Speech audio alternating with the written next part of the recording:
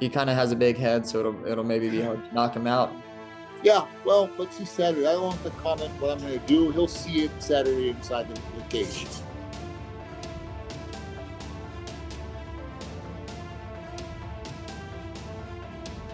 Hey guys, thanks for joining us this week on Switch Hitting with Fitzbits. We're crossing over to the UFC side of the street. We talked to Cory Sandhagen and Deiveson Figueiredo, who'll be fighting in this week's UFC Fight Night main event in Des Moines, Iowa. Enjoy. I guess the first thing I wanted to ask you, and I've talked to a lot of boxers, a lot of MMA guys, and especially during fight week, it always fascinates me, kind of the process you guys go through. I mean, you're 72 hours or so away from the fight right now. I guess in simplistic terms, like, where's your head at? Like, I talk to some fighters who get to this point and that's all they are thinking about. The guy they're fighting, what the strategy is, what it's going to look like, visualizing, whatever. And then other guys say once they get to a certain point, they want to get as far away from it mentally as they can. They just want to, distance themselves. And when the fight night comes, they'll be ready to go. So where do you fall on that continuum, I guess?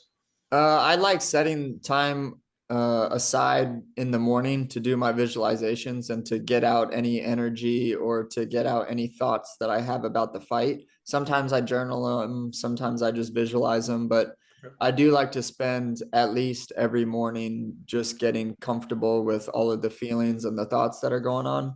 Outside that, I'm kind of relaxed. I don't think a ton about the fight. But I also have been in this sport long enough to realize that this shit is really serious. And I've seen a lot of guys get really badly hurt. And so I kind of always have that looming in the back of my head, but I think that that's a good thing because it keeps my brain kind of, sharp and on. And that's definitely how you want to be on the fight. I don't want to go 0 to 100. I want to go from about 60 to 100, so that's kind of where I stay. Yeah, I know a lot of people who've never done this, and they watch it on television. They think, oh, well, I could get in a cage and fight a guy. I mean, how hard could that be? I'm a big, tough guy, whatever. How much of the realizing that, hey, if this is a bad night, this could go badly for me. Like, I could be physically injured here. How much does that even seep into your head, or do you try to keep that as far away from your head as you can? Well, I think stress comes from things that you really care about. So, if I'm sitting at the couch at home and I don't care about winning or being a world champion or doing really well in my career, it's really easy to say that you could fight because what's at stake for you? Sure. Just getting hurt a little bit, but the physical pain piece isn't really huge, like that's kind of, you're wasting your time worrying about something that you can't control really at all. So I don't spend a lot of time thinking about that type of stuff, but also, there is this side where, I look at the stretcher before I walk into the cage and I see guys come back bloodied up back into the locker room and stuff like that. So I'm experienced enough to know how ugly this sport can be sometimes. And yeah, I never lose that. And it gives me kind of an intensity that I think is a little bit different than some other people's. Gotcha. Now, another thing that fascinates me is when, you watch the broadcast, you talk to fighters, especially the last couple of days before the Friday weigh-in, like the stuff that you guys put yourselves through. Where are you? Do you carry a lot of extra weight and have to just torture yourself in the last couple of days? Or are you somewhere close and it's not nearly as bad for you? Because I hear some guys are losing like 25 pounds in 2 days and other people don't have to do it as much. Like, where are you on that? Yeah, some guys are what I would consider to be pretty stupid in the way that they do it. 25 pounds out this close is ridiculous. 20 pounds out this close is maybe not ridiculous, but edging towards it. Getting close, right? Yeah, getting pretty close to stupidity there. But no. My weight's fine, like I never have had one of those cuts where I want to not be alive, like I've seen some guys go through ones like that. I've never had one like that. I also will definitely acknowledge that it's not fun and it's not easy either. But I mean, it's just something that you got to do, and then when it's done, and then you feel fine afterwards. And so there's always a nice part that it ends with, which is a lot of food and a lot of water. So that's good. That sounds pretty. I guess Friday afternoons aren't so bad. Now you talked about having done this for a long time. You've been in the UFC for a while. You've been a high-end guy. at bantamweight for a long time. Now I look at the rankings, and you kind of have a tier up there. I mean, Marab, and you've got Sean, and you've got Jan, and Umar is up there, and then it's yourself and really Figueiredo. Like if you look at like literally the top five, and then it feels like there's a little bit of a jump before you get to the next guys, because like 7, 6, 7, 8, 9 are all guys that you've beaten, or Deiveson has beaten, or some of the other guys have beaten. So when you come into a fight like this with another guy who is on that tier and wants to stay on that tier, is there added pressure? Do you think about that? Is that just stuff that we think about? How much of that factors into your head at all? Like where this could put me, or where this could put me behind if it doesn't go the way I want it to? Yeah, sure. I think that there's a time to have really delusional positive thoughts, and it's kind of now. So no, I don't really think about it too much. I think about what it is that I need to do to win. And if something negative comes into my head, I counter it with major delusion and major positive thinking. And yeah, that's kind of there, but there's a time and place for that, and it's this week. Before this week, it's not. It's like, hey, this is a problem. This guy does this good. Fix this. This needs to be better. It's always that constant thing. But this week is like, I'm going to go out. I'm going to crush it. I'm going to be the best version of myself for 25 minutes or shorter. I'm going to finish this guy. I'm going to make him bleed all over the place. I'm going to go out and have a perfect fight. And if any adversity comes up, I'll face it, and I will face that challenge, and I will overcome it. And that's just what it is. Gotcha. Now, most of the guys on your level that I've been around or asked questions to, they're still in it for a shot at the belt. I mean, that's why they continue. They're not just doing it just for a paycheck. They're not just doing it just to do it. They still want the brass ring. That's out there. I assume that's the reason you're still doing this. And if you get to a point where a title shot is no longer in the short-term possibility, do you still do this because you love it? Or is it, are you in it for the championship? And if that doesn't look like it's imminent within, 18 months, 2 years, whatever the time frame is, do you start thinking, okay, well, maybe I've gotten to the end of the line? Yeah. All right. So I have two goals in the sport. One of them is to be a world champion, and the other one is to be the best martial artist that Cory Sandhagen can be before he has to retire.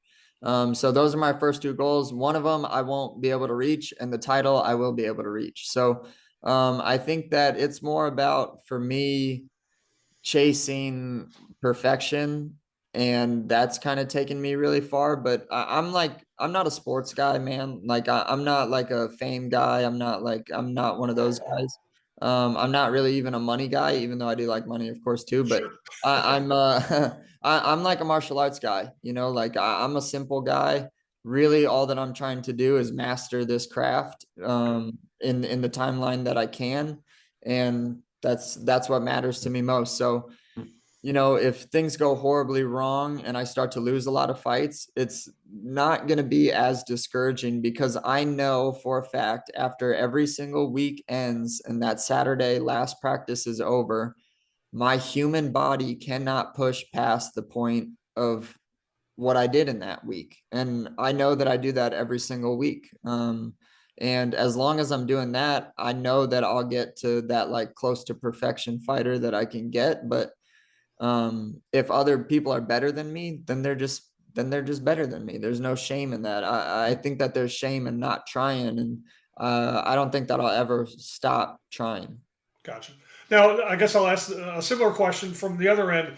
Once you've done this for a certain amount of time, regardless of what your goals are, perfection, championship, money, whatever it is, most guys will have some sort of idea. Okay, I want to go until I'm 35. I don't want to be doing this when I'm 50.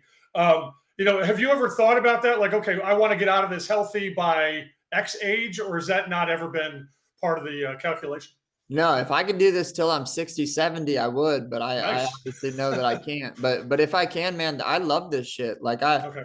I love going to training every day. I know that some people drag themselves to Sure. training. I don't. Well, I do sometimes. I won't make this sound like sensational. There are days that I don't want to be there, but all in all, man, like I love 95% of my everyday life because this is what I get to do. So if I could do it past when my body is capable, I would. But I'll probably call it quits when my health is a real thing and my wife tells me to. Gotcha. Well, as a married guy, I can relate to that second part. So, the age doesn't really matter when you feel like you're not physically capable of reaching the level that you want to reach. That's when you'll see whether that happens a year from now or 10 years from now. That'll be the signal for you to say maybe it's time to do something else. Yeah, if it's injuries and like the injuries are just becoming too much to deal with, it will be that, or it will be like, hey, like my body just can't keep up with these guys anymore. It will be Gotcha. that. Yeah. Gotcha. Well, the last thing I'll ask you is about the fight itself. I mean, you talked about, kind of visualizing what the fight will look like and what you can do to the guy. When you look at Figueiredo, I mean, I know he's got a great past at flyweight. He had a couple of pretty good fights when he first started at bantamweight. He didn't look quite as good in the last one. When you look at him, not as an opponent, but just as one fighter looking at another one, does anything jump off the page? Does anything jump out of the screen at you when you see him? Yeah, I mean, Figgy's the type of guy who's always looking for a finish. He puts a lot of his eggs in the basket of being able to finish guys, and he hits like a truck. So I mean, he's had some success with that. He also has really good submissions, so he'll try to submit me. And outside that, those are most of where his eggs are in his basket. Those are his ways to winning, and I think that I have a lot more ways to win. I think that I'm a lot more well-rounded. I think that I'm more athletic. I think that I'm just better at every skill that there is in martial arts. And he has power in his hands, and he has submissions, and everything else I feel like I have. Gotcha. Do you think he's as I'm not sure what the word is, dangerous? I'll use dangerous. Is he as dangerous a fighter at bantamweight as he was at flyweight, or do you think he's lost something, or has he gained something by being at a weight that may be a little bit easier for him to get to? I think he was able to fight a lot more reckless against the 25ers. So I would say that he's reckless guys are dangerous. So I think he's less dangerous now. Gotcha. Now, the last thing I'll ask you then is, this fight goes the way Cory wants it to go. What is it going to look like? Kind of give me your visualization of how Saturday will look if Saturday goes the way you want it. Yeah, I mean, I think I outclass him on the feet. I defend all his shots because I'm sure he's going to try to take me down. I'll make it an MMA match. So, without giving away too much, like I'm going to go out there and do my thing in all areas, and any mistake he makes, I'm going to capitalize on. I'm going to wear him out. I'm going to just beat him through the entire thing, mentally, physically, everywhere. And yeah, I really want to get a finish in this one. So he kind of has a big head, so it'll maybe be hard to knock him out, but I hope to either submit him or maybe cut him really bad or some type of way. But yeah, I'm going for the finish. You think this one, if it goes the way you want it, will it come quick, or do you think you can drag him, a couple of rounds and maybe get to where you want to go based on that? I think it could happen quick for sure. I think it could definitely happen quick. For some reason in my head, I can imagine like some type of first round finish. Okay. All right. Well, great. Cory, listen, cool. I wish you the best of luck. Thanks for taking time to do this. And like I said, good luck with the rest of them. Cool. Right on. Thank you. Have a good day. Nice to meet you. Take care, man. Same to you. Look at his place in the game. I mean, he's 37 years old, which is kind of old for a fighter. He's won championships. He's made money. He's had accomplishments that most guys who do this have never gotten to. Where does the hunger at this stage of the game, after all of that, where does it still come from? Why does he keep putting himself through this? What is it about? What is it about the chase that he still loves after all of that? Então, olhando sua situação, já está com 37 anos, já ganhou dinheiro, já foi campeão. O que faz você ter fome para continuar? Cara, é o amor pelo esporte, né? É a vontade de conquistar mais um cinturão na minha vida aí. E, no final de tudo, ter aí o nome escrito no hall da fama do UFC. It's love for the sport, the desire to conquer even more, and the desire to be in the Hall of Fame of the sport. Gotcha. Now, as far as where he stands at 135, what is his perception of where he belongs? Does he feel he's the best fighter at bantamweight, or if not, where does he put himself among the guys that are at the top? E no 135, você como é que se situa? Você acha que é o melhor lutador da divisão? Bom, eu treino para ser o melhor, né, cara? Eu tô entre os melhores e eu espero chegar ali na disputa de cinturão onde está o melhor da divisão. Yeah, I'm among the best, and I train hard for that, and I really believe I will be fighting for that title. Now, I talked to Cory yesterday, and obviously you're going to be getting close with him in a couple of days. And I asked him what his perception of you was, and he said he feels like Deiveson is a less reckless fighter at 135, which makes him then less dangerous. I'm curious your reaction to hearing that. Falando de Davis com o Cory ontem, e Cory falou sua opinião sobre você, ele falou que você, no 135, é menos arriscador e torna-se menos perigoso. O que você acha? Bom, vamos ver sábado. Eu não comento muito o que posso fazer, entendeu? E sábado eu mostro para ele dentro do octagon.